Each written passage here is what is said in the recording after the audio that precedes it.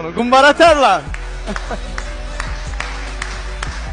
Oğulsan da oğul Tərlan.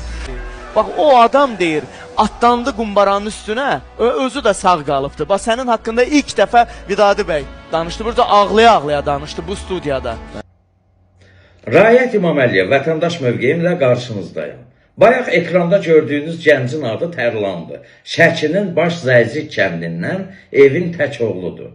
44 günlük müharibədə Goranboyun Talış dağı istiqamətində gedən döyüşlərdə maraqlı və qürurverici bir hadisədən sonra ləqəbi Azərbaycan tarixinə Qumbara Tərlan kimi düşdü. Düşmən postuna yaxınlaşarkən düşmən onların ayağının altına əl qumbarası atıb.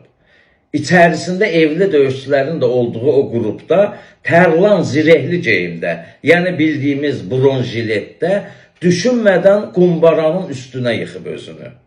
Özüm subayam, övladlar atasız qalmasın deyə. Evlərə 8 şəhid getməsin deyə. Analar övladsız qalmasın deyə. Qumbara partlayıb. Möcüzə nəticəsində Tərlan sağ qalıb, yaralanıb. Qəhrəman anadan qəhrəman doğulmur. Qəhrəman doğru zamanda, doğru məkanda öz-özünə doğulur.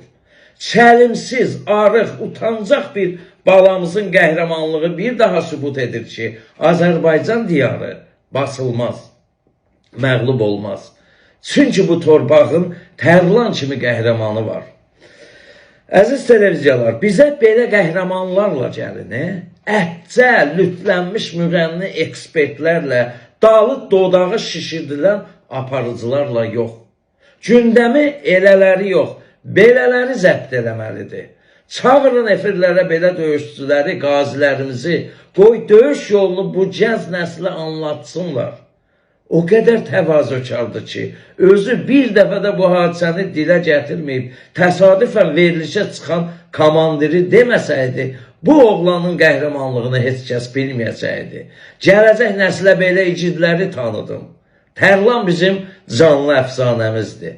Bəli, o torpaqları bizim belə qəhrəmanlar, belə oğullar, ürəyi vətən eşqi ilə döyünənlər aldı torpaqlarımızı. Canları bahasına, qanları bahasına, qorxmadan, çəkinmədən öz canlarını fəda etdilər vətən torpağına. Tərlan mənim oğlum yaşdadır, amma mən belə bir igidin qarşısında baş əyirəm.